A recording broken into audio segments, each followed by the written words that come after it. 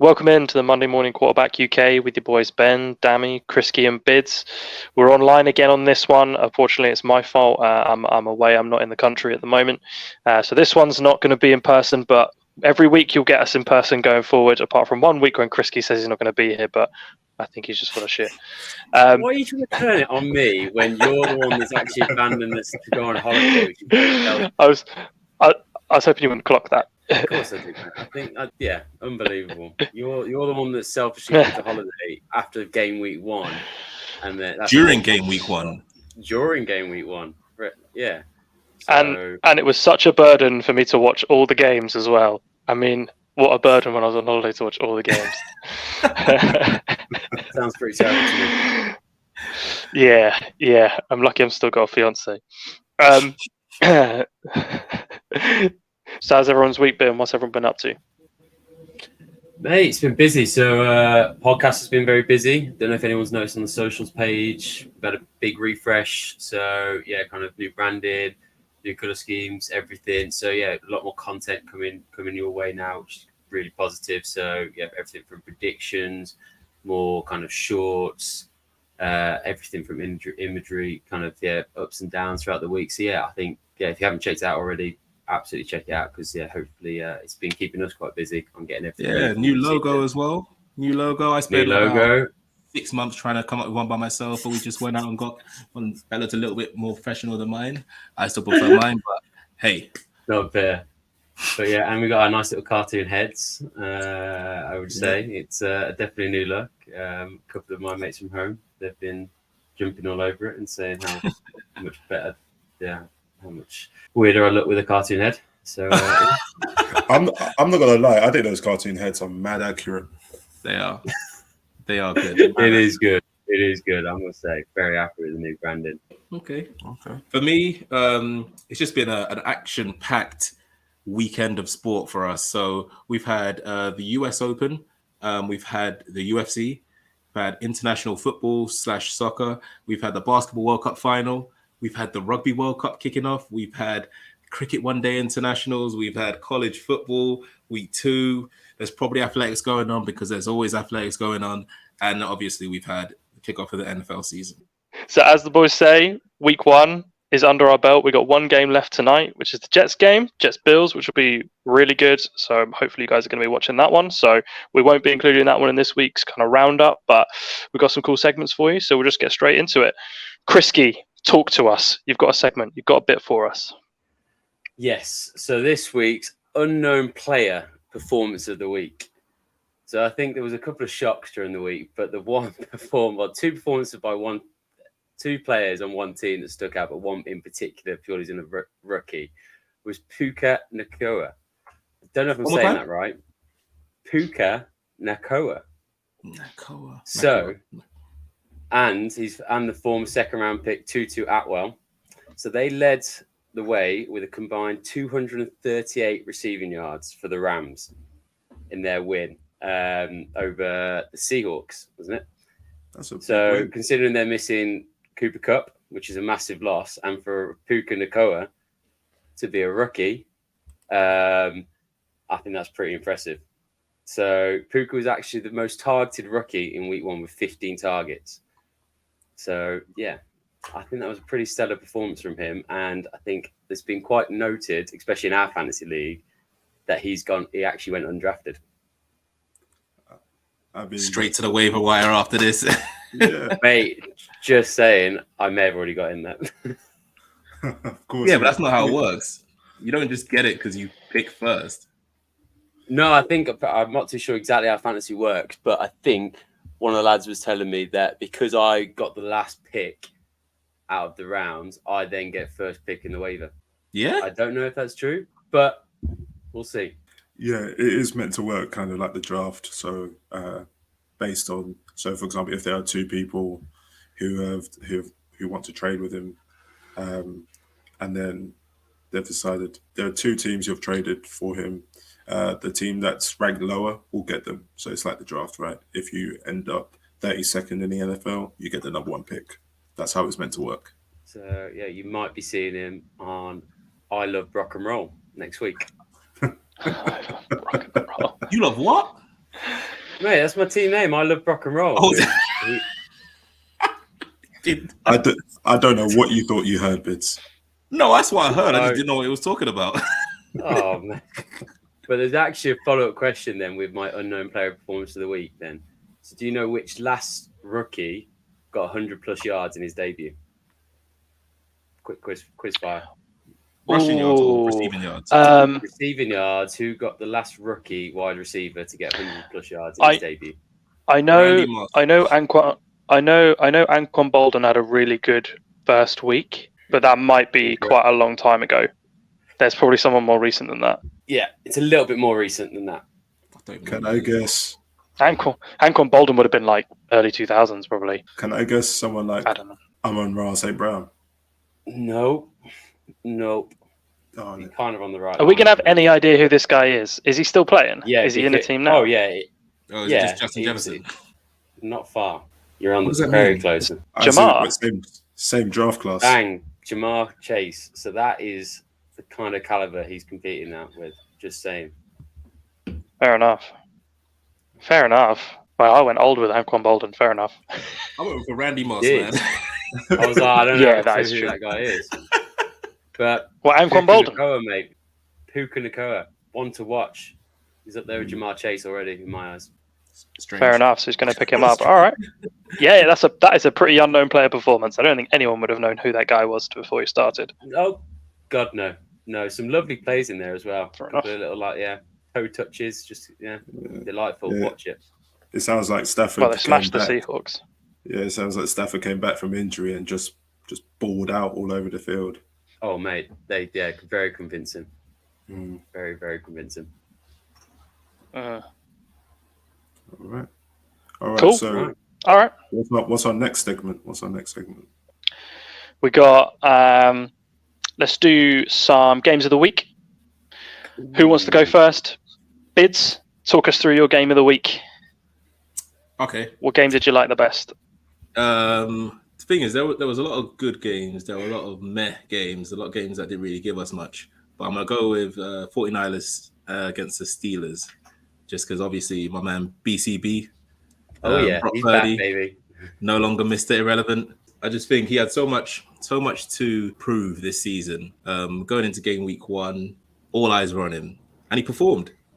He really performed. His connection with his receivers was just unbelievable. Unbelievable. It didn't look like it was a Mr. Irrelevant last pick in the draft against Kenny Pickett, who was round 1 draft pick. Didn't look like that. Yeah, he balled out. I especially liked that. We'll talk about it a little bit later. But TJ Watt put up 3 sacks in that game, and he still balled out. Like TJ Watt was on him all game, and he just handled it. They clearly had a good game plan.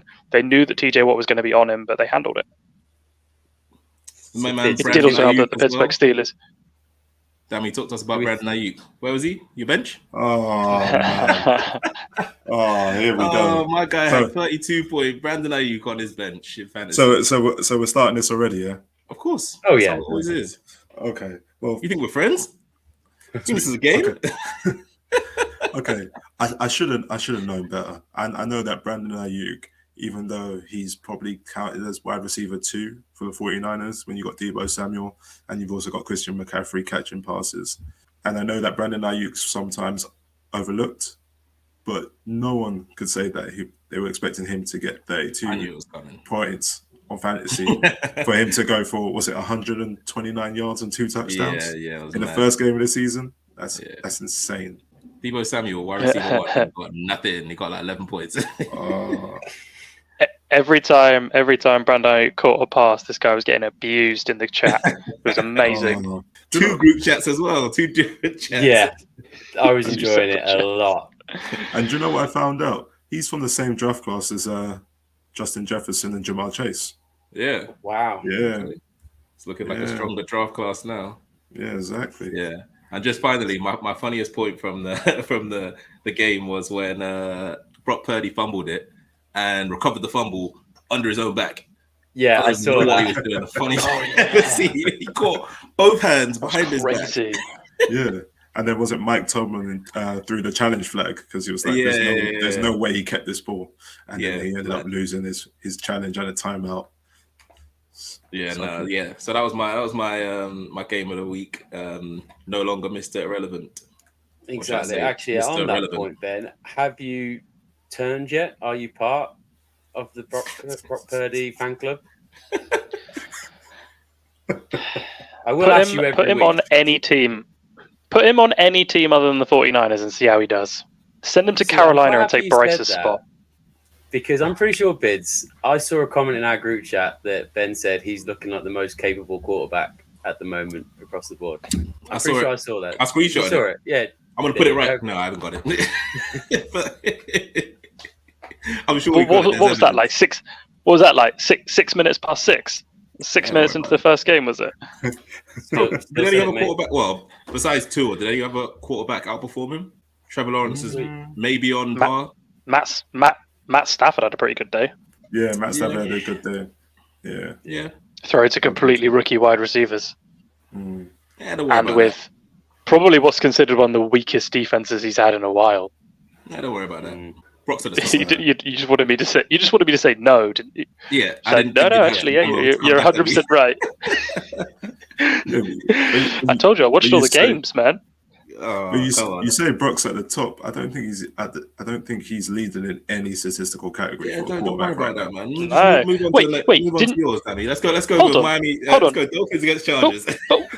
Well, that's a good point. We're going to Dolphins against the Chargers, but didn't Justin Herbert, your boy Justin Herbert, absolutely ball out in that game as well? Yeah, that is true. Is that what you're picking for your game of the week then, Dams? Yeah, for sure, man. I mean, Tyreek Hill went off. Like I don't think I've ever seen a wide receiver go for that many yards in a game before. I mean, I haven't been watching NFL for that long, but that was just insane. Some of the plays, man. It seemed that every time he caught the ball. The thing is, sure. Okay, I'm going to ask a really dumb question here, so forgive me. Yes. Right? So, as a defensive coordinator, right?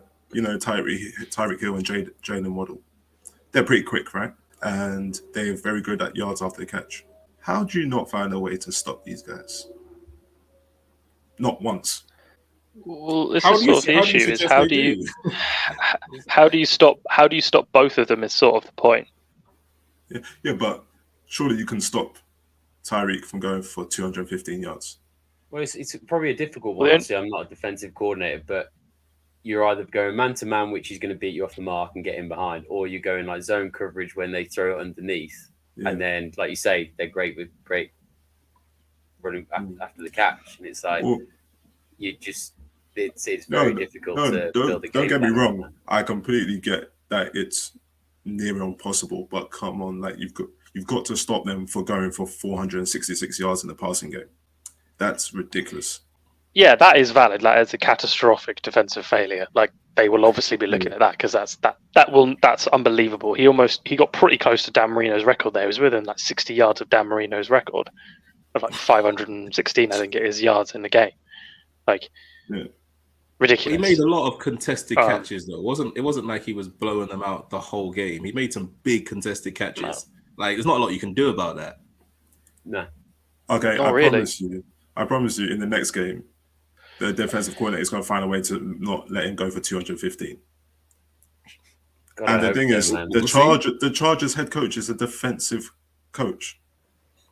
He's clearly not that good at it. Ouch. He's not. Shots fired. He's not.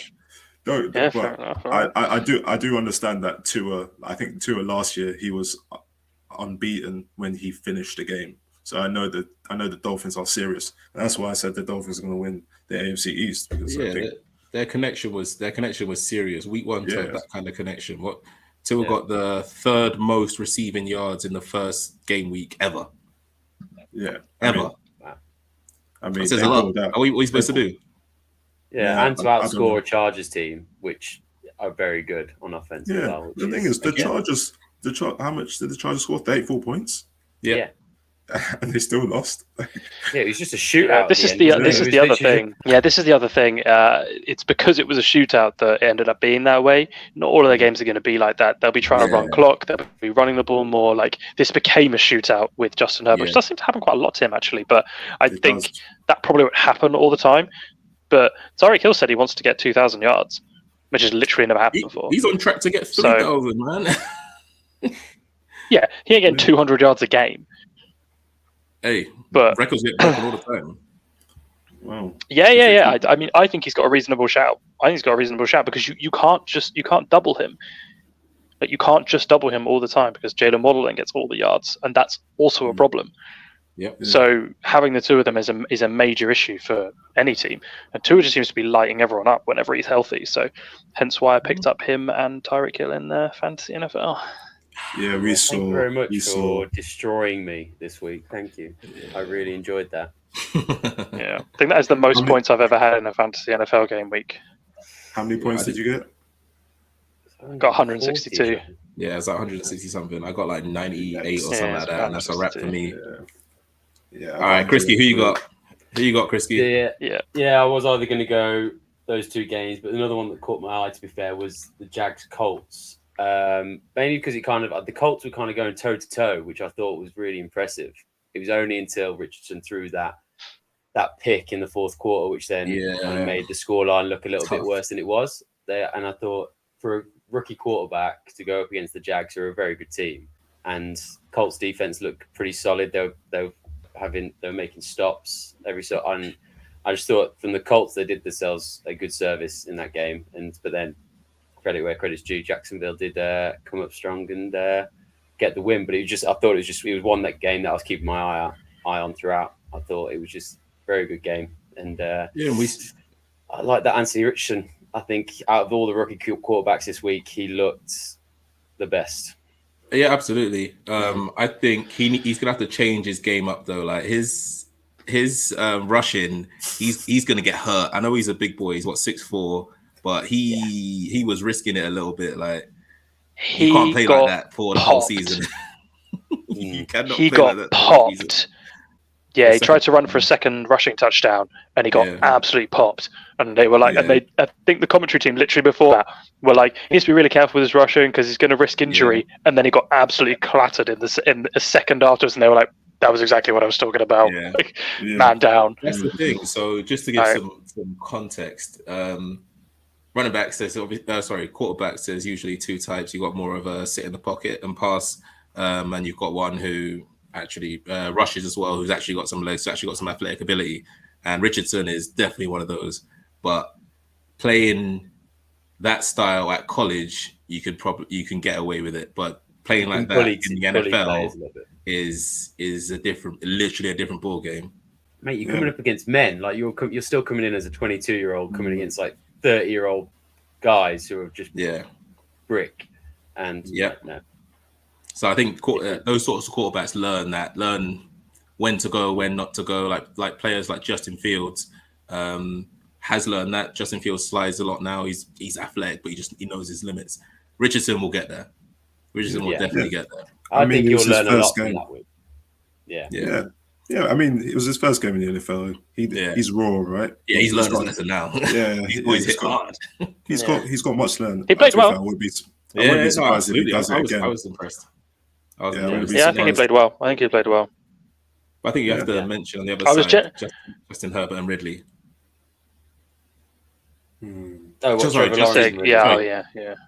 Trevor Lawrence and Ridley. Again, quarterback, wide receiver connections just working week one. Both balled out. I mean, love me some Calvin Ridley, man. Yeah, it was good to see. I knew Calvin Ridley was going to have a good year. Yeah, it was good to see him back in the game, man. Yeah, it looks like he hasn't missed a step.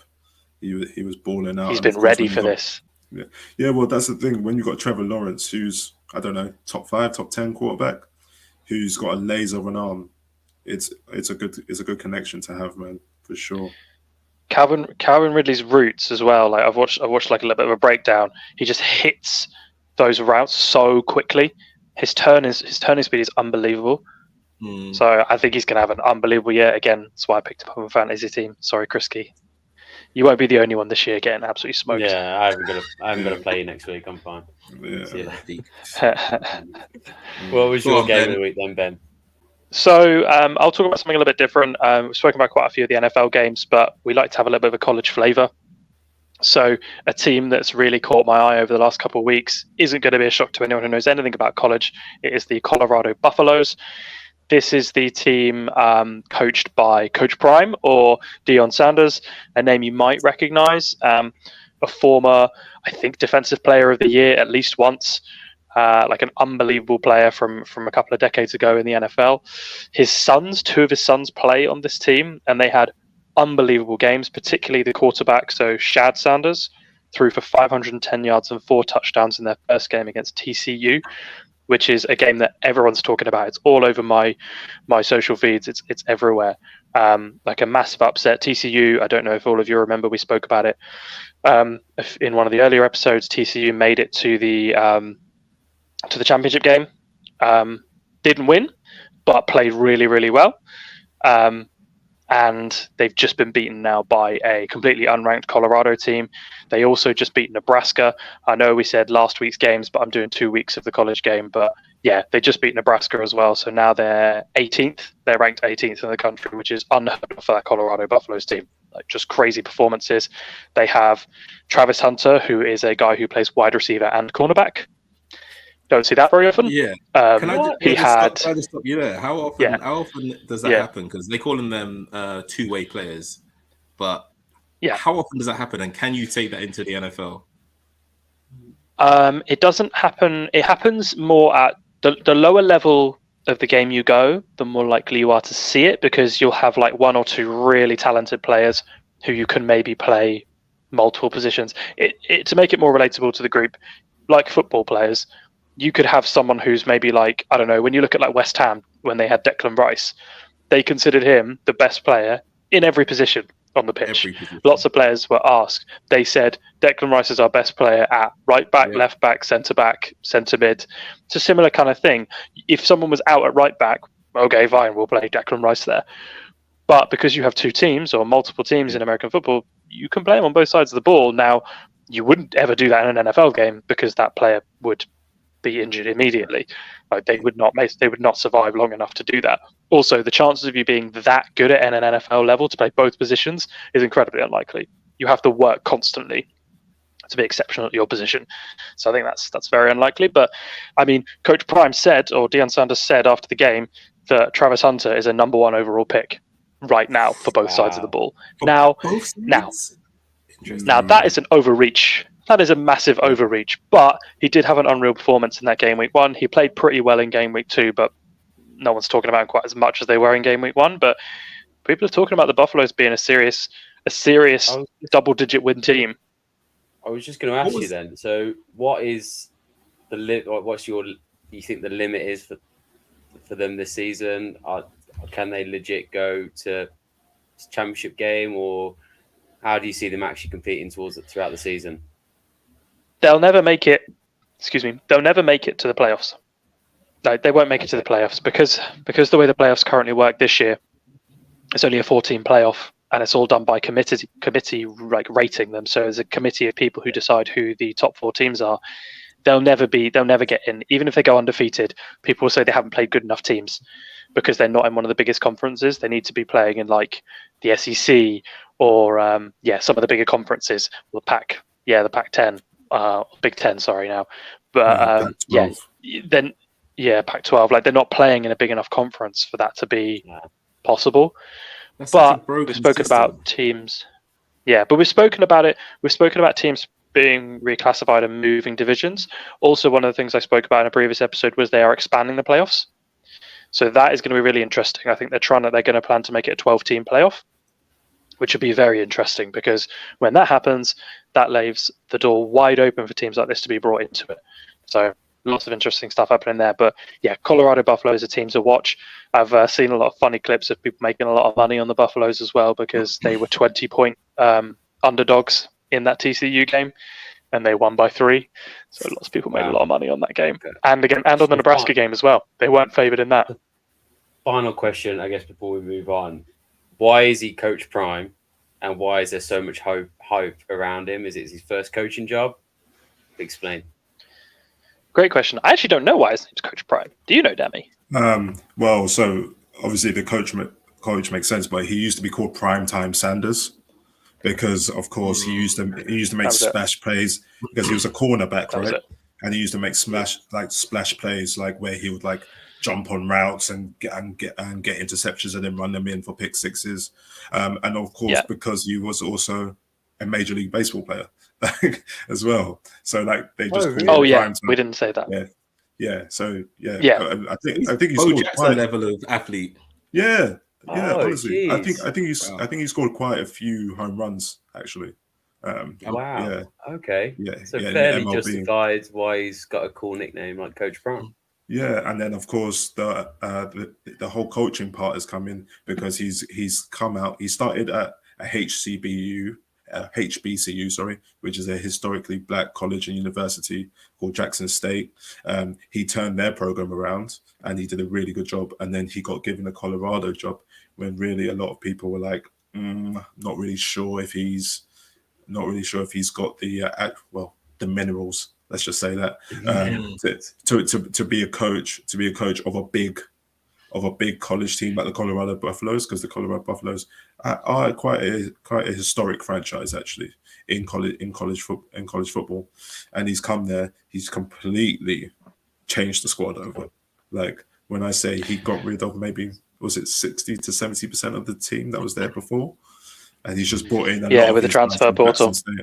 Yeah, he's brought in a lot of guys with the transfer portal and the transfer portal, and he's changed the team around. They've already won more games this year than they won last year. So in 2, Wow. So he's killing it. Yeah, one of our favorite named players plays for the Colorado Buffaloes, Cavossier Smoke. Cavossier Smoke. I thought I'd never hear that name again. But, I love it. We heard another good one this week. Was it Chubba Purdy? Oh yeah, Purdy's little brother. Chubba. I had to look into it as well. And there's one of the nicknames where his name is Chubba because he was chubby when he was younger, and then just Chubba stuck. And then as he became an adult, he just kept it. His name's like Preston or something. Oh dear Lord! And he's actually that's so rude. I don't know. I don't know. That's so rude. Yeah. Wow. All right, cool. So those are our games of the week. We'd be really interested to know what your games of the week are. Drop us a message. Let us know what you think. If you think maybe some of those games sucked, but we really enjoyed them. First good week so far. I think a really good kickoff to the NFL season. So next week, now we move on to the upcoming week. Bids, talk to us. Who got destroyed in this week's games? Who got destroyed? Okay. I'll do a bit of an injury update, but I'll start with coming into week 1. So there was a couple big players who were questionable coming in. Obviously Joe Burrow, his calf injury, Zach Ertz and Kittle, 2 big tight ends, and your boy Scary Terry McLaurin with his turf toe, which is a strange injury because I don't think I've ever heard of it being discussed in anything but NFL, or maybe it has a different name in football or other sports, but turf toe? Turf toe. Well, is turf toe basically just like fracturing your big toe? No, I think it's hyperextending. It's hyperextending your toes, isn't it? How do you? Wow. Okay. Either way, I think it's all 4 of them. I think it's hyperextending your toes. Yeah. Either way, all 4 of them played. Another big player coming back who's been out for like a year and a half, Odell Beckham Jr. He was once the best wide receiver about, or the showiest wide receiver about, and he's back. Made some good catches. Did a good job. Did all right. Yeah, he did all right last night. A couple players who were questionable who didn't make it in. Obviously, the biggest name being Travis Kelce, and it showed.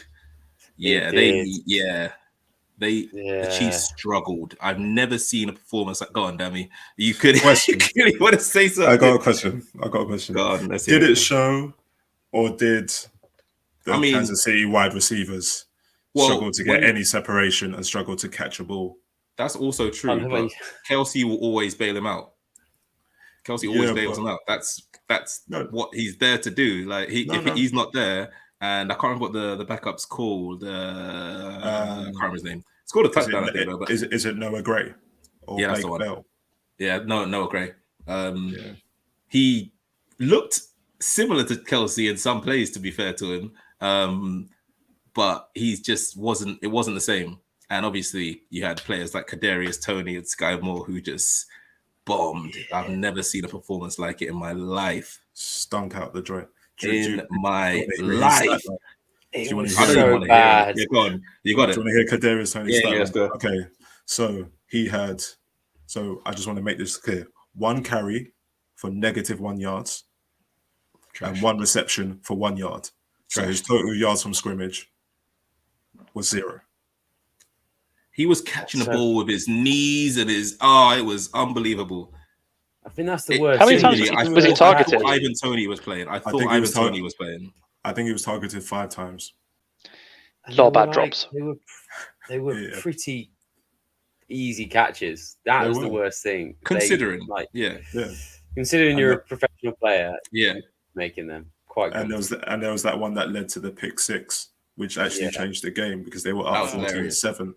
That's such a harsh rule, though. Surely that's not on Mahomes. Come on. I know. I love how that goes down as Mahomes.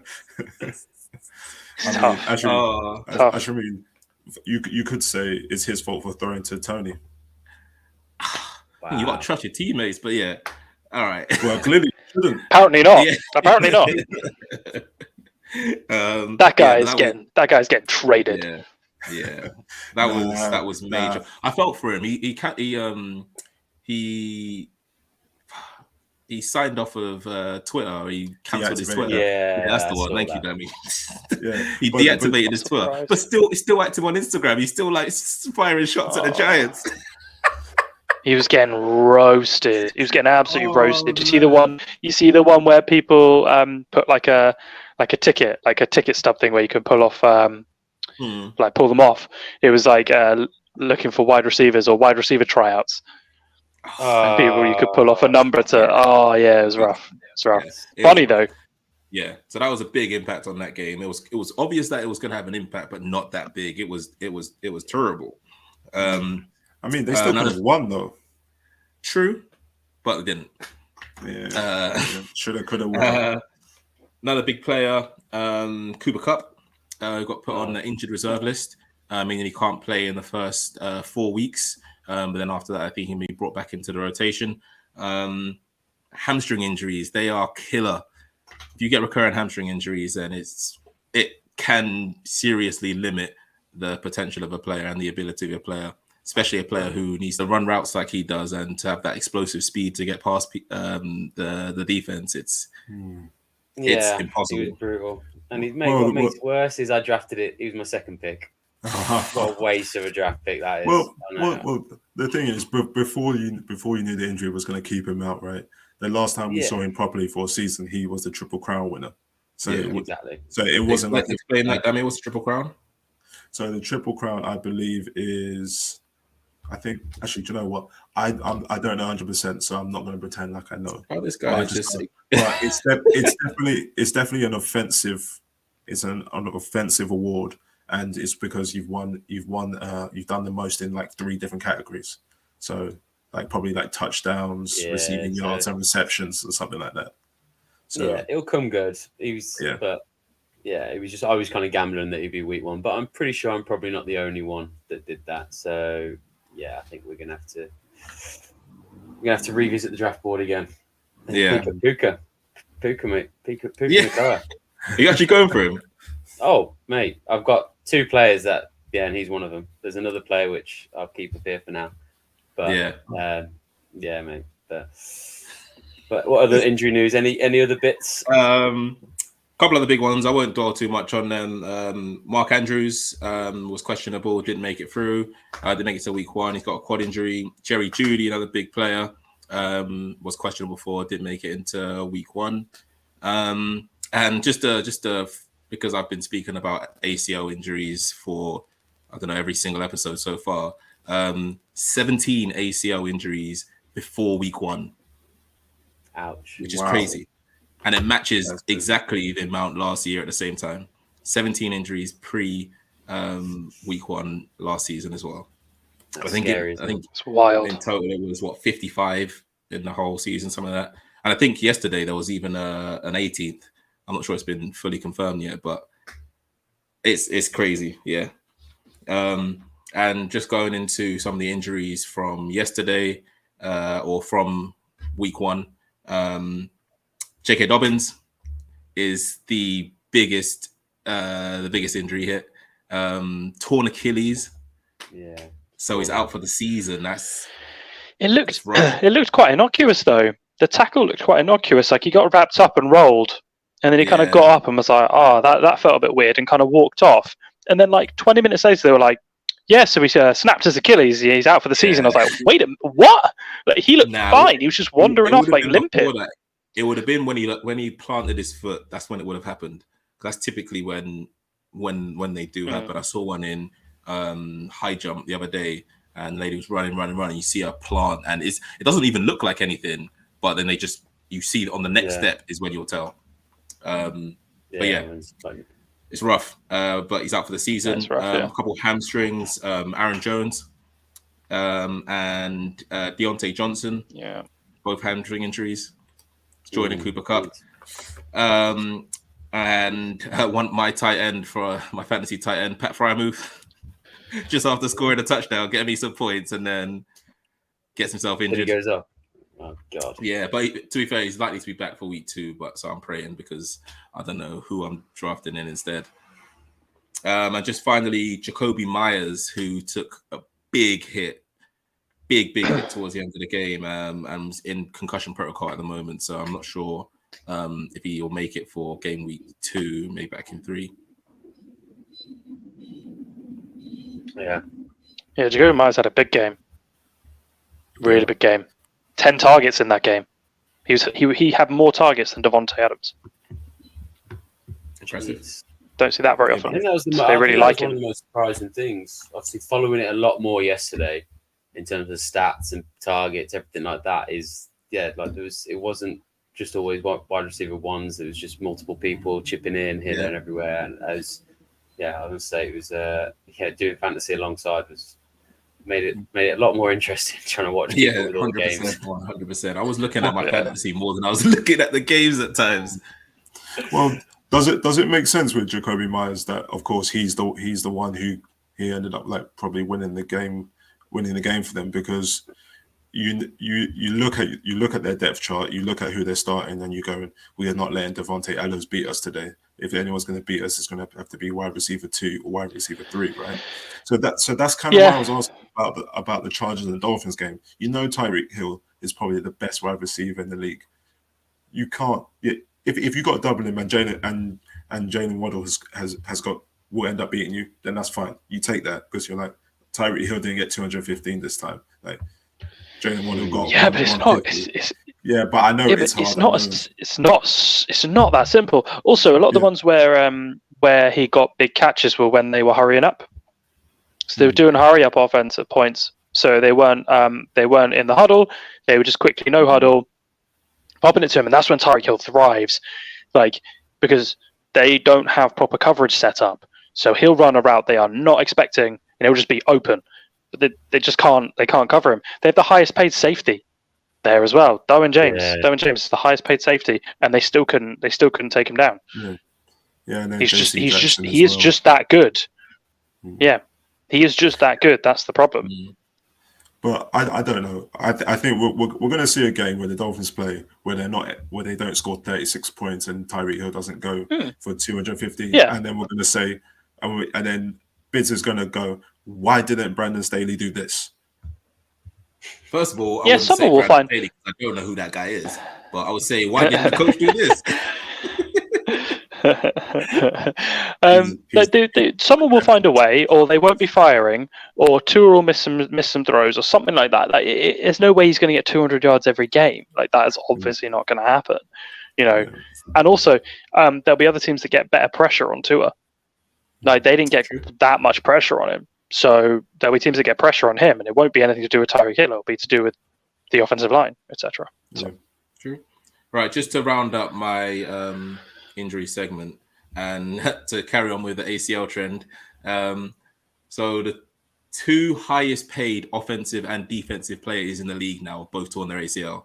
So when I was saying about how players really struggle to get back to their full form, I mean, I guess money doesn't mean ability, but in this case, it kind of does, because Nick Bosa is probably one of the best defensive players in the league, and Joe Burrow is again up there with one of the best offensive players in the league. But strange stat. It's just a lot of ACLs. You're eventually going to get someone. Yeah. Like, you're going to get a big money player one day. Yeah. True. All right, let's go into with the curve pitches as well. Yeah, for all right, sure. let's go into predictions for next week. Kriski, go on. Let's hear it. Who you got? What for the game of the week? Game of the week predictions. That's the one. Yeah, so I would think, purely because we mentioned around the Rams earlier, the Rams against the 49ers should be an absolute corker. Okay, go on. That's obviously Rams, Stafford, that's like hitting 30 points on a Seahawks defense, and then the 49ers looking cracking with BCB back. And I just think that could be a real cracking game, to be fair, just offense versus offense. See if any, can the Rams score on that 49ers defense? Yeah. But I just thought that could be set up for a very, very good game. Okay. Go on, Dami. Who you got? So mine is Bengals versus Ravens. So it's a AFC North divisional matchup. If you look at both quarterbacks' records, you have Lamar Jackson, who's got 6-2 record against the Bengals, so he does very well against them, and then you have Joe Burrow, who's 3-2 against the Ravens. So it's already quite a significant game, because if the Bengals lose, they're down 0-2 in terms of record in their division, and they would have already lost one game in the head-to-heads, right? Yeah. So that means already they're behind the 8 ball. And if Lamar Jackson stays healthy, I still think that last year, if Lamar Jackson was healthy, that the Ravens would have won the division, not the Bengals. Even though the Bengals went on a crazy one where they won, I can't remember how many games in a row. Lamar didn't look good. Didn't look good week one. Well, the thing is, Lamar often doesn't look good. His team still won by 16. He could not look after the ball. He was just fumbling the ball all over the place. So I know he's another one of those physical quarterbacks who likes to run the ball and to scramble a lot. Yeah. And he just it's like he forgot he needed to hold on to the ball. He was just running. Yeah, don't worry. I know. I saw the 6.9 points on my fantasy. Don't worry. Yeah. I know. Yeah. I felt there's going to be a lot. There's a lot of hype going into this game now, especially obviously don't really go into too much detail, but about the Bengals' performance this week. Joe Burrow was just non-existent. What was his stats earlier? You were saying, Dami, around 80 yards he threw for? So he threw for 82 yards, which is just after just signing a biggest contract as well in the league. That's the thing that happens. That happens a lot in. Well, I say a lot, but it happens often in football, English football, soccer, where someone will sign a bumper contract, and as soon as that contract is signed, they're trash. Like they'll play for the contract, and then as soon as they sign, they just can't perform to it.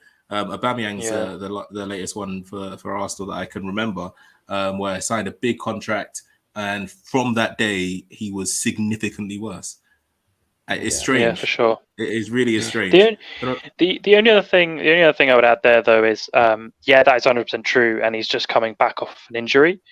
But the other thing I'd say is, yes, he didn't look great. Their wide receivers were getting absolutely no separation, and his offensive line looked questionable at times. Like, I know Myles Garrett is that guy, but like, did you see him just toying with them? There were some really funny moments where he was dancing. He was dancing. He was dancing with them. And just bro.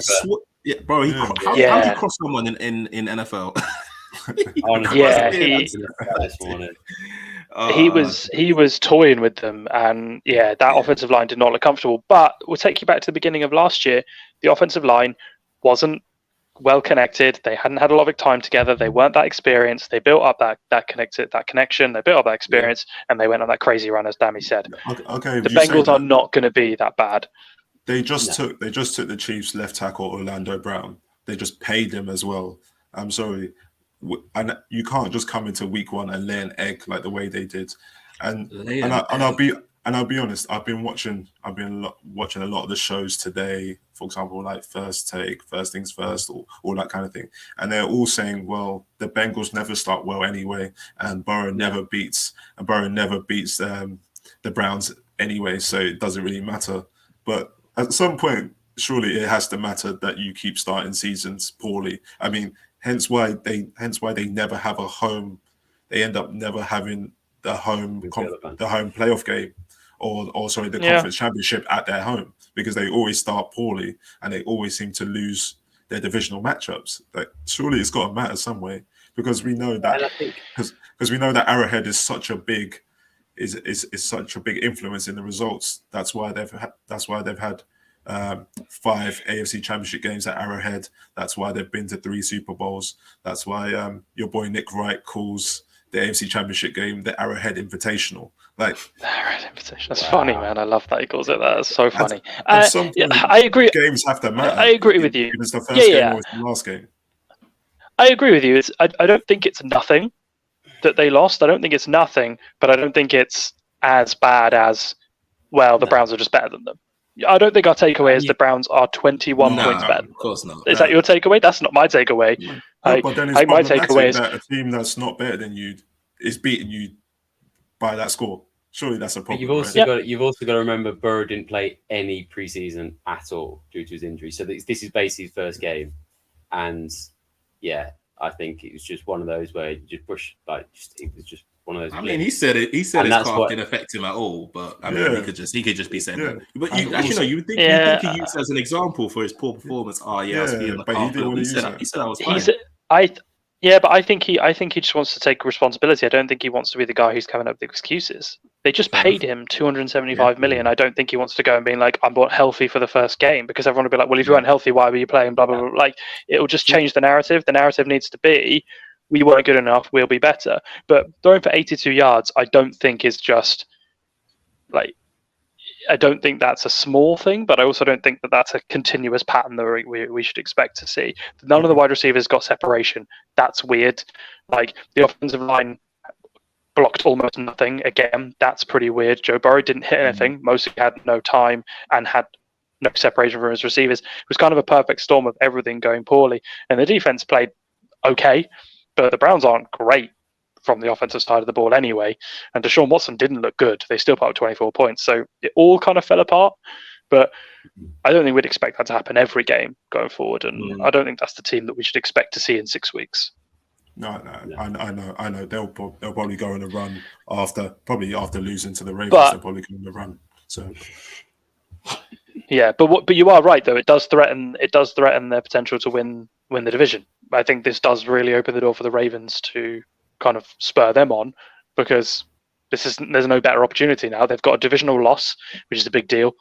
Good opportunity for the Ravens. Yeah. Okay, I would say. All right, game for next week, mate. What are you thinking? Jags Chiefs. I think obviously the Jags had a good for game week 1, and the Chiefs had a terrible game week 1. It's a lot of pressure on the Chiefs. Because if they go 0-2 in their first 2 games, it's an uphill battle from there. They can come back from that, but it'll be a struggle. The pressure's really on them. You got similar thing with obviously the Bengals game. I think both Mahomes and Burrow have got a big game now to come bounce back and put in a performance, because just they weren't at the races for the first game, and it was literally opposite these games. It was opposites in terms of quarterbacks. 2, Dami, you said top 5-10 quarterbacks in the league. I'll go 5, and it was complete opposites in terms of their connection with their wide receivers. Lawrence and Ridley were like in sync, completely in sync. And we're not going to talk about the Chiefs again. But yeah, I think it's going to be a performance where they really have to step their game up and prove that, or I don't know about prove that, to show that that was just an off game. Yeah. Yeah. Yeah, I think the chances. Yeah, I agree with you. I've got the same.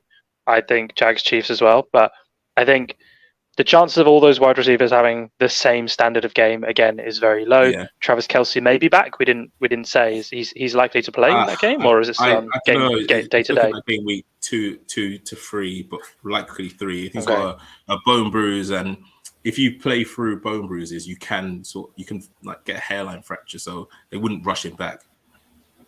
But I don't know. So that could be another deciding factor. Yeah, inject him. But yeah. Yeah, so that could be a deciding factor. We'll go through the predictions in a second, but yeah, I think this is going to be a really close game. I think it's going to be a really good game to watch as well. I don't think this will be a defensive battle. I think this will be a bit of a shootout. Not quite the same as the Dolphins Chargers, but I think that's going to be a really interesting game. Okay. Yeah. Cool. All right, predictions. Game week 2 predictions. Predictions. So each week, one of us will go through some of our predictions for the upcoming game week. What we'll do is we'll post it to socials. We'll post the whole prediction slate. We did that for me for last week. We'll do someone else, and probably my own ones for game week 2. But I'll go through some of my main ones, or upsets, if you like. I'll go through. I've got 7. So I think Jags beat the Chiefs. Like we just said, I think it's going to be close, but I think the Jags win by 3. I'll put the scores up. We'll put the scores up on socials, but I think the Jags win. Is that with Packers? Kelce or without Kelce? Either way. Irrelevant. Wow, Irrelevant. Okay. Oh. I think if Kelce's healthy and plays the whole game, I think that does change the game, and the Chiefs could win it. But I think they could win either way. But I think with Kelce out, I think the Jags win. The Jags win. But Kelce plays. But even if Kelce plays, is he going to be fully healthy, or is he going to be limited participation, limited snaps? No. I don't know. I don't think he'll play the full game, even if he does. Yeah. But yeah, I like the Jags. Like I said, Packers last week. Loved the Packers to win on the money line last week. I think they come back down to earth. They're playing a tough Falcons team. I told you guys about that Falcons defense. That Falcons defense is no joke. They can play. And their running game. Bijan Robinson, that first touchdown. That was career. Bill. And Tyler Algier. Algier, yeah. He was undrafted in our fantasy. 2 touchdowns, yeah. Someone will pick him up. Yeah, Bijan Robinson, that was impressive. He was, again, we said how difficult it is to go from using your same skill set in college to in NFL, but it was like nothing. Caught the ball, pretty seamless. Juked the shit out of someone, and then just drove forward. It was man against boys. Stopped so quickly and just so sharp. To sell a professional NFL defender that quickly, I was like, wow. So no wonder he's in the top 10 in fantasy drafts. Like he's going to be the top rushing. Go on. I think it's a reach. I think him going that high was a reach. I don't think. Well, what about? Well, think about it. Right, Bijan Robinson's touchdown was a pass where he received it about 8 to 10 yards away from the goal line and got a touchdown run, which is very impressive. which is very impressive touchdown. But who got all the goal line carries? Tyler Algier. So I don't think that's just seniority, though, isn't it?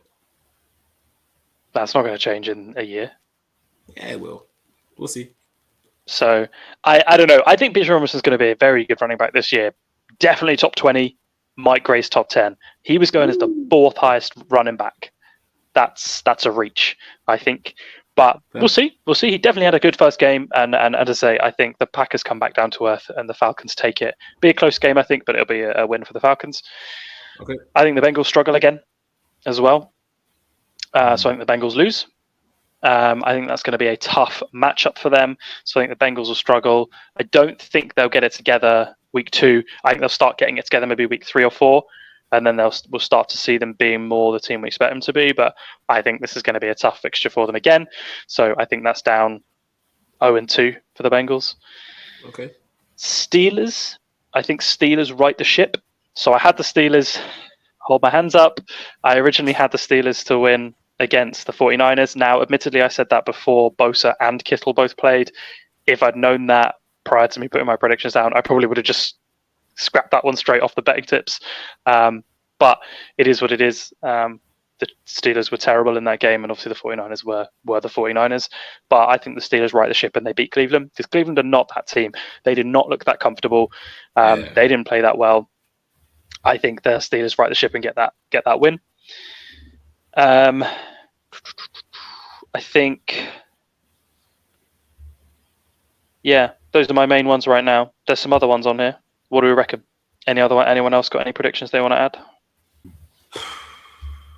Not at the top of the dome. I think I pretty much agree with everything you've said. Really, yeah. Especially the Bengals Ravens game. I definitely see Ravens winning that game. Probably not as comfortable like I as said, the Browns did, but yeah, like I said, I'm not going to go through all of them, but we'll add the full list on socials. But yeah, those are the few upsets I've got at the moment. I'll add one more. Oh yeah, one more. Talk to us. I think, to be fair, I would have said this more at the start of the season before the Cardinals had a pretty good performance. But the next game being Cardinals Giants is the battle of the first round draft next year. Battle of the worst team in the NFL.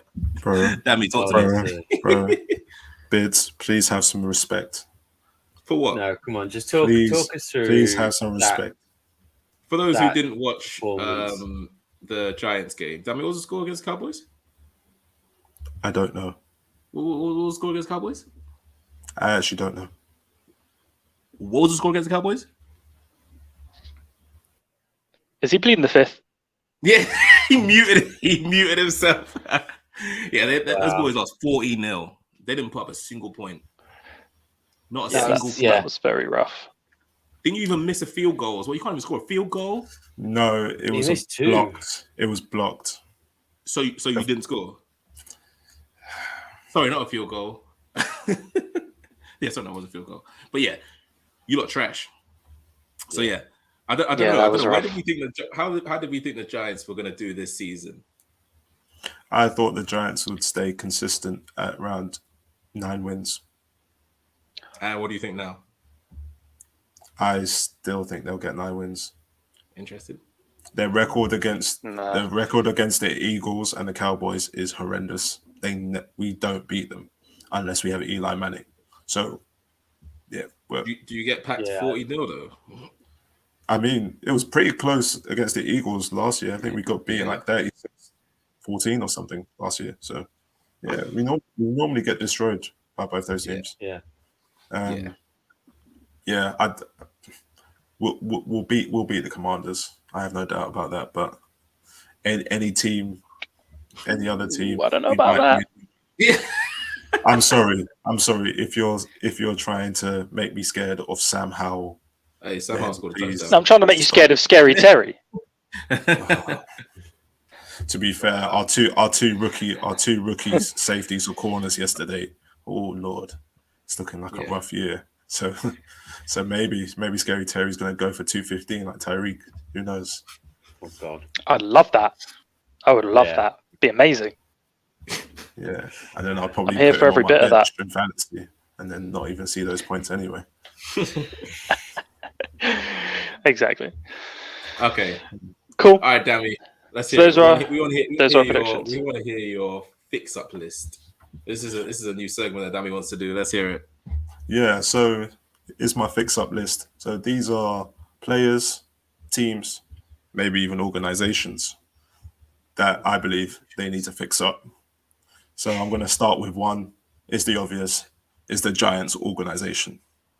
That's head coach, coordinators, players, general manager, MetLife Stadium. I don't know what MetLife's got to do with it, but MetLife Stadium. You played the whole stadium.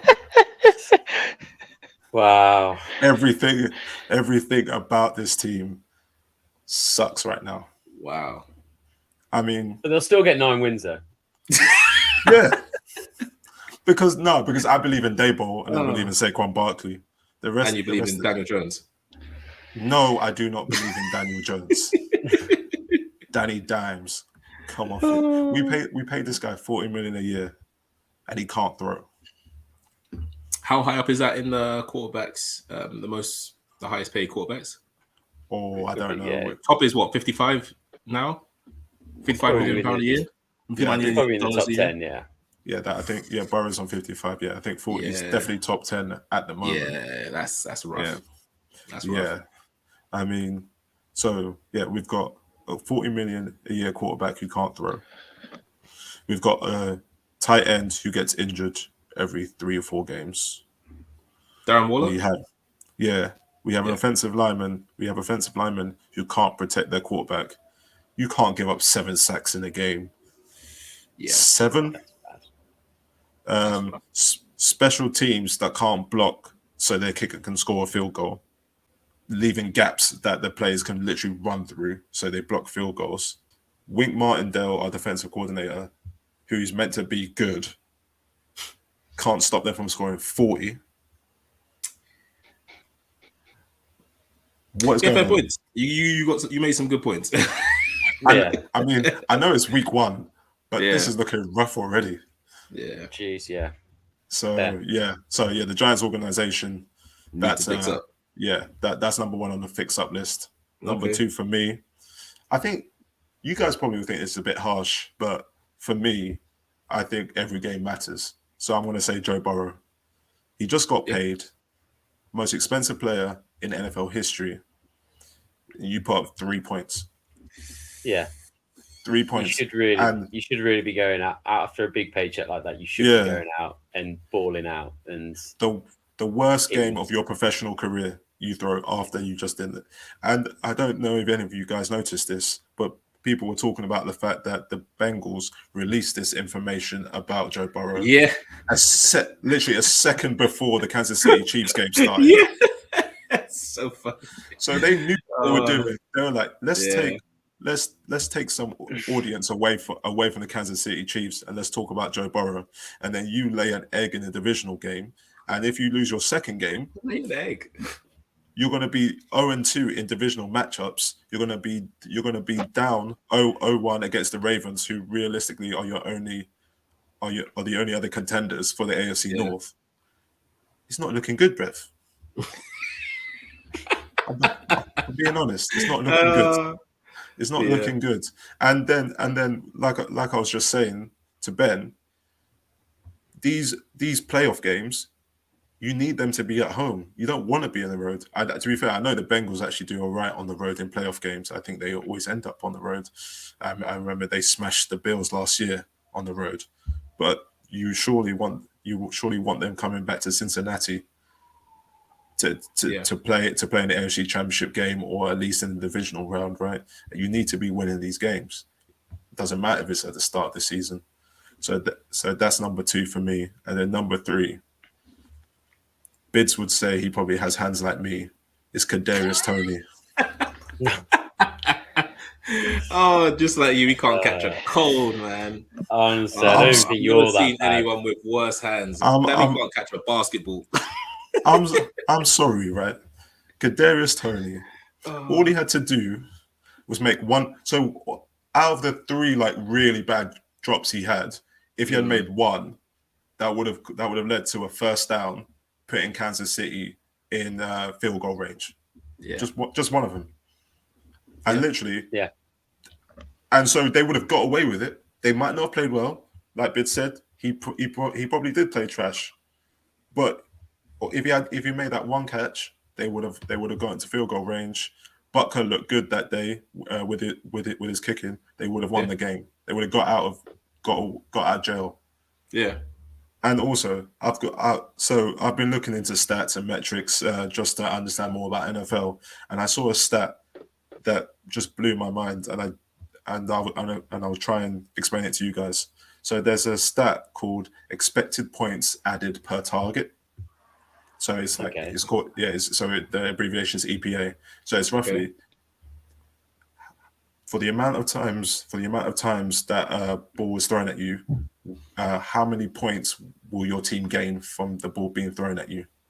Right. Okay. So technically it should be positive, right? Yeah. Like, It sounds like it should be positive. it should be positive. But And it Darius sounds like Toney's it's going to be negative. his EPA was minus 2.19. Oh. So that means if they threw the ball at him 3 times, the other team would score a touchdown. What does that even mean? Yeah, that's rough. Oh my god. Yeah, that is rough. How do you come out of a game where you've rushed and you've been targeted 5 times with 0 yards? Yeah, that's a mess. Yeah, that's a mess. Genuinely, It's not good. Yeah. Yeah, so that's not my good. Just speechless. yeah, that's my fix-up list. Jeez. Who else we got? Do you guys have any others? Go on, Kriski. Let's hear I it. have one. Go on, let's hear it, Go on, Kriski. Ben. So Sean Pate, coach of the Denver Broncos, is on my fix-up list. People were saying he's going to be resurgent. He's going to reinvigorate Russell Wilson. It's going to bring back the whole, Russell Wilson's going to look exactly like he did 5-10 years ago. I mean, you played a Vegas team.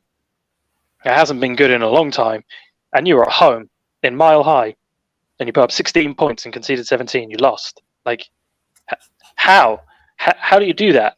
Like, that's terrible, and it's just a bit embarrassing. Like, and I think the only other side of that is he talks so much trash. He said the most about how bad the previous head coach was. Well, that Nathaniel Hackett, he was digging him out. He was saying, like, and we spoke about that in the previous episode. I get it. Like, maybe he was trying to say that actually it's not Russell Wilson's fault. It's the old coach's fault. Yeah. But damn, man, like, you can't put up 16 points at home, like, against the Raiders. Like, what are you going to do in, like, teams when you actually play teams that are challenging for the playoffs? Raiders aren't going to be in the playoffs, we don't think. But, like, wow, terrible. Definitely on my fix-up list. I'm adding that. Wow, Sean okay, Payton. that was a lot of passion. God damn. There was. All right, Kriski, go on. Follow that. You know what? I'm just going to completely flip it and go not fix up, and just a special mention of a heartwarming, I thought deserves a little bit of credit. Baker Mayfield for the Bucks. He took down I respect that. Biddy's Kirk. And you know what? It was a game again. I was following quite closely, and I was actually chuffed that he got the win, because I personally think the Bucks are going to stink it out this year. They're not going to be that great, but I just thought, you know what, Baker, he actually threw himself about. He made some big plays, and I watched some moments in the locker room afterwards. Everyone was cheering for him. You know what? I was like, that's a nice moment. Big up Baker. I thought he deserved that. So no idea why you added it in the fixed-up list. No idea why you did that. Just but I have to because agree. I'll I'll give him some props, because I agree. Like, that man would run through a brick wall for 1 yard. He literally doesn't care about his body at all. He should. He's a quarterback. He does not care. He will just run through anything. So fair enough. Yeah, fair enough. I mean, myself and Ben were pretty aggressive about our fix-up list. Pretty emotional. So Kriski and Ben had to add some positivity. To be fair, I had one, but I'm going to change it. I'm going to change it to more of a funny one, because it needs to fix up in terms of, I don't know, but I'm going to go with Geno Smith, because the moment where Aaron Donald was rushing him and he said, "Oh my God." That was hilarious. You could hear him. You could audibly hear him just screaming, "Oh my God," and throwing the ball away. Just dashed it on the floor. Fix up. You can't be doing that. That was rough. I genuinely don't know what I would shout though. If Aaron Donald was running towards me and no one was in my way, I don't think I'd even manage to scream. I'd just curl up. Oh my God! Your heart would probably skip a beat, and you'd be like, "Okay, take me to my maker." Like, that didn't look good at all. Yeah, Geno Smith, fix up. Fair. Yeah, I like fair enough. That second half from the Seahawks was rough as well. So I'll give you that. Yeah, that second half from the Seahawks was tough. That was bad. My other one, just quickly, was Kirk Cousins. It was a poor performance from the Vikings. Justin Jefferson was pissed. Like, you need to keep that man happy. he was pissed. He got 2 receptions in the second half. It was a poor performance, and Kirk Cousins just threw like 3 crucial interceptions. It was a pretty criminal red zone performance from him. But yeah, I think that's a very good way of summing it up. That shit was fun. Yeah, but that's what Kirk does, right? Kirk has those moments where he just throws back-breaking picks. But he's a man of the people. He's a man of the people. We still love him either way. Do we? Yeah, man. Okay. Yeah, that Super Bowl trophy space isn't looking so great right now, is it? It's coming. Trust me, it's coming. It's coming. Teams will come back from 0-1 before. Yeah, it's coming. It's coming on Madden, bro. It's not coming or maybe if he moves to the 49ers in a couple of years. Oh, come on, man. No one's taking out Brock. Brock's there for the next 15 years. Exactly. He's going to be... future that I'm not even finishing that sentence. I'll be honest. If Brock continues the way he is, there's literally no reason to ever replace him. If he continues the way he is, there it is. We've turned Dami, mate. They'll have to pay him eventually. Yeah, that's the problem. True. That's the problem because they're paying how much they pay him league minimum. Isn't that 400 grand? 700k. 700k. 700. And Burrow just signed 55 mil. Yeah. But Bosa just signed his contract, and this year they've just had to pay Debo as well. So the contracts were. Oh, the 49ers are screwed. Yeah. The 49ers are screwed in 2 years' time. By the way, like they'll have a good year this year, but they are screwed.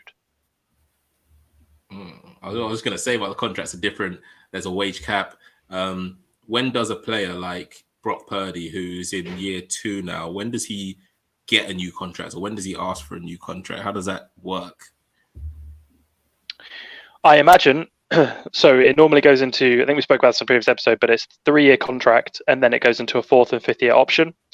So that's where the team and the player can agree to sign them up for another year on roughly the same salary for a 4th and 5th year. But if the team don't sign him to a contract quickly, he could leave for another team if he thinks that he can get more money elsewhere. So normally, if you're a very good quarterback, you'll get signed up within year 2 to 3 to a proper contract. Makes but sense. Because it's Brock Purdy, they're only paying him 700k. They'll probably wait to the end of year 3, and then maybe offer him a contract, but I don't know what that contract will look like. If they don't win the Super Bowl and he's like, and they're not sold to say that, okay, he's definitely going to win us a Super Bowl, they might move on. You don't want to be paying someone that you don't think you can win a Super Bowl with, like, real money. So we'll see. But he's obviously playing well and they're paying him nothing. So it's a win-win right now. I'll take that as a win as well. You said he's playing well. That's more than you've said in the past. There we go. Slowly getting in there. Ability per pound, value right there. That is not a compliment. Pound per pound player in the league. Yeah, he's definitely the best output pound for pound in the league for sure. Okay, I'll take that for what? I'll take that. You probably shouldn't, but yeah. All right. Let's move on. Let's move on to our next segment, which is Ben's Bankers. So Ben will tell us his betting tips or what he thinks is going to work best for us in terms of betting over the next week. So, crack on, Ben. First of all, how did last Cheers, week? Dami. Yeah, so what we'll do each week is I'll do a quick roundup of last week's ones, and then we'll do predictions for the upcoming week's ones. So last week's ones, we were 5 of 9. It's not great, but could have been worse. And also, like I said, the 49ers one, it's a tough one with the players coming back, with Kittle and Bosa coming back. I think that's a tough one. But yeah, 5 of 9, we'll take it. But hoping that after kind of week 2, we start seeing the kinds of players that are playing in what position, who's getting the targets in the red zone, who's the kind of focal running back for those kind of key downs, that kind of stuff. So we should be able to make more reasoned decisions. So let's have a little look. So I've got a few. I'll go through a couple now, and then we'll post them all to socials when we have final odds, because final odds aren't up on the betting side that I would use. So I'll go through just a few that I like now, and then we'll throw them up on our socials. So Commanders and Broncos under 41.5 points. You should get pretty much even money for that. two teams struggling to score and with good defenses. There's much more to say than that. I don't think many people would disagree with that. I don't think there's going to be much scoring in that game. Both teams had really low scoring games. I don't anticipate it's going to be any higher. I anticipate it's probably going to be like mid-30s. McCaffrey, anytime touchdown. He's just a threat all over. So massive threat in the air and on the ground. 8 rushing and 5 receiving touchdowns last year. 3 of those 6 came when he was still with the Panthers. And in 5 of those 6 games, they lost, which means less touches for him. Yeah. So I would anticipate he's probably going to get more than 13 total touchdowns this year. I'm anticipating probably averaging 1 a game, 16, 17. So take the money on that one. He's going to get a touchdown.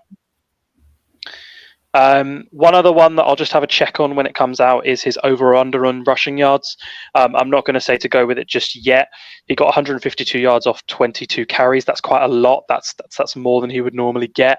His average last year, I think, was about 70 or so, maybe 70, 80. So we'll see. But he's up against the Rams, and they are much worse against the run. Who did they play? The Steelers. They're much worse against the run than the Steelers. So I'd expect he's probably not going to have quite as many runs or as many yards, but I think he'll probably get over 100. But we'll see what that number is, and I'll post it on socials if I think it's the right number. But we don't know what that over/under is right now. Who else do I like? Tyler Algier. We were speaking about Tyler Algier. He is the go-to back in the red zone. So any short yardage situations where they need to get 1, 2, 3 yards, or any red zone like goal-to-go opportunities, he is the go-to guy. He got 2 touchdowns in his last game. I anticipate he's going to get another one.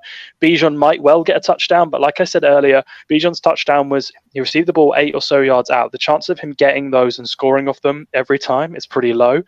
Algier is the one to go with. I think he's going to be a more consistent touchdown scorer. Bijan will probably prove me wrong now, but that's what I'm seeing from game week 1.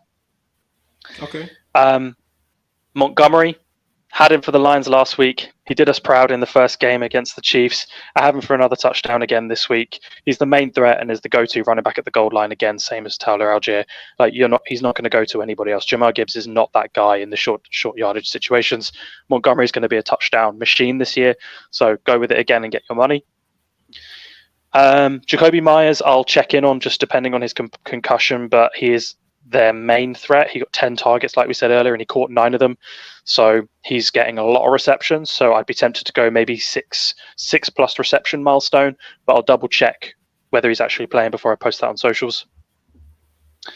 Cowboys -2.5 look really good defensively. We'll see how the Jets look tonight, but I like the Cowboys to beat the Jets next week. Obviously, if the Jets ball out this week, I might remove it, but right now I think the Cowboys look way too strong, and a field goal to win by a field goal I think looks pretty comfortable. I think Aaron Rodgers is in some trouble next week. Sorry, slight disclaimer, guys. For the audience, this was filmed before the Bills and Jets game on Monday Night Football. So that's why Ben said that. Yeah, exactly. 2 more. Brian Robinson, under on his yardage. So like I said earlier, I need to just wait on the over-under and yards to come out. But Brian Robinson got, I think, 56 yards in his last game. He's playing Denver, like I said. Denver gave up 2.5 yards per carry against the Raiders. Robinson only put up 3.1 yards per carry against a pretty average Cardinals defense. It's pretty unlikely Robinson gets any more joy against a pretty stingy Broncos defense. Take the under on yards, pretty much whatever number that is. Anything under 50 I would take. I don't think he's getting anywhere near 50 against that Broncos team. I think that is going to be a tough, heavy sledding game, low scoring, like I said earlier. My final one is Stafford to throw a pick against the 49ers. So 49ers were joint first in interceptions last year with 20, and Stafford threw 8 interceptions in 9 games last year. He didn't throw one last week against the Seahawks. He's definitely throwing one against the 49ers. I got confidence in that one. Don't know what the number will be on that. Like I said, I haven't got final odds on all of those things, so I'll post them on socials, but those are the ones I like. Hopefully we'll get more than 5 of 9 and we get into a consistent winning output on this one. So yeah, I'll post them on socials, but those are the ones I like. Awesome. Thanks, Ben. Awesome. No worries. Any we disagree with? Any you think maybe I've overreached?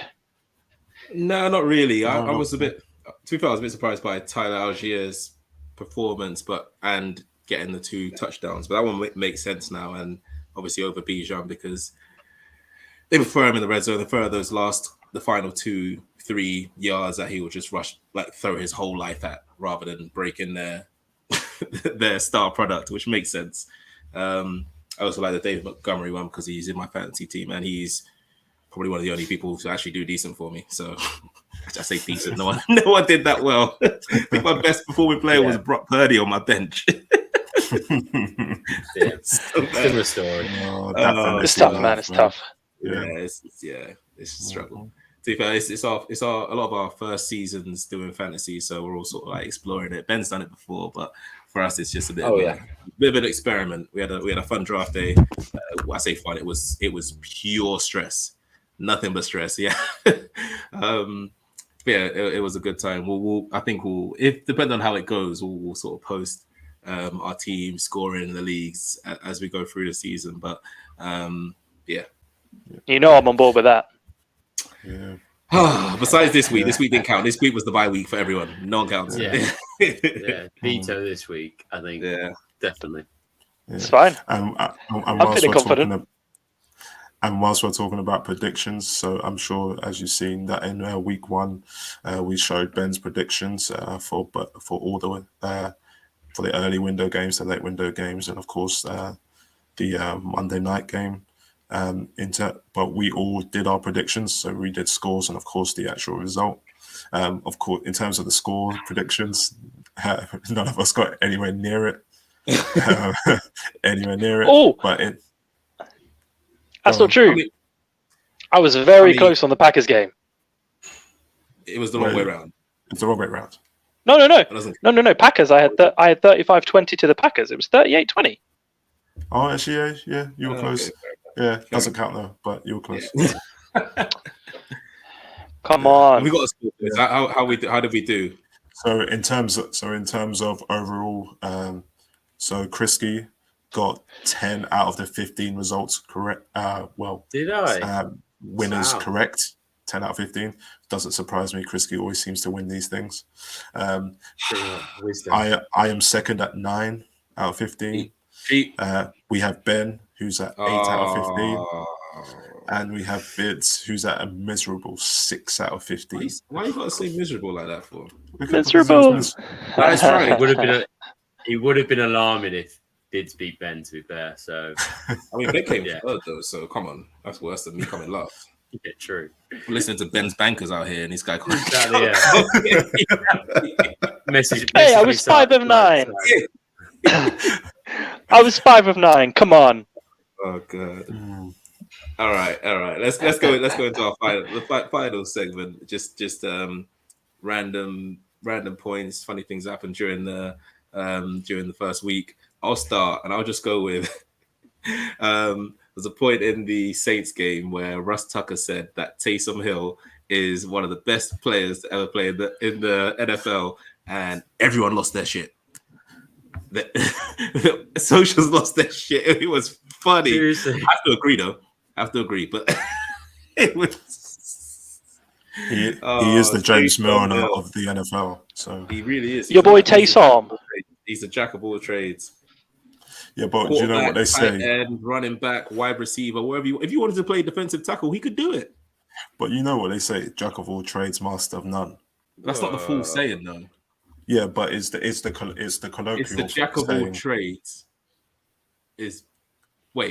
Jack of all trades is better than some, but I can't remember it. I don't know where you're going, but the thing is, I really wanted him to keep going because he was going to prove my point. He was going to end up saying that was a mess somewhere. So please continue. Wow. That was a mess. That was a mess. Taysom Hill, man, he's paid way too much to do so little. Yeah. You know what? Carry on. I need to try to remember this saying. I think we waited a while there, mate. Yeah, man. Why don't you take it away? What are you looking at? Why don't you take it away and come back to us? I found it. It's a jack of all trades. Come back to us. Some, but can also be. Nope, I lost it again. Don't worry about that. Carry on. Wow. Are you confusing it with like I before E except after C? Sounds like you're just like throwing a bunch of sayings together. All right. So in terms of my funny moment, I think was it Desmond Ridder or CJ Stroud who threw a pass. It got CJ. tipped. Yeah, CJ Stroud. He threw a pass. It got tipped, and he caught it himself. That was his Dude. first. That was his first. That was his first pass, completion. His first completion in the NFL was to himself. That's crazy. That would be a trivia quiz in the future. Oh yeah, 100%. 100%. What a mess. Yeah, Kriski, what's your moment or funny thing of the week? The one that cracked me up, I think it was the Chiefs. I think the kicker. I don't know where this helmet came from, but then he literally just picked it up off the ground and put it on his helmet, and I was like, it was literally one of those TikToks where it's like, what on earth is that guy doing? And I was like, that's literally the only thing that was going through my head, and I was like, what? Oh man. Yeah, that was wild. He must have forgotten where he was for a second. Legit. Yeah. And Ben, what about you? Jeez. Your moment of the week. Oh, I don't know. I haven't got like a funny one. You said all the funny ones that I'd seen. I don't know. I think my favorite moment was actually just group chat, just absolutely ripping you to pieces about Brandon Ayuk and Kriski just losing his mind as I put up 160 and Tyreek Hill absolutely ruins his world for the first week.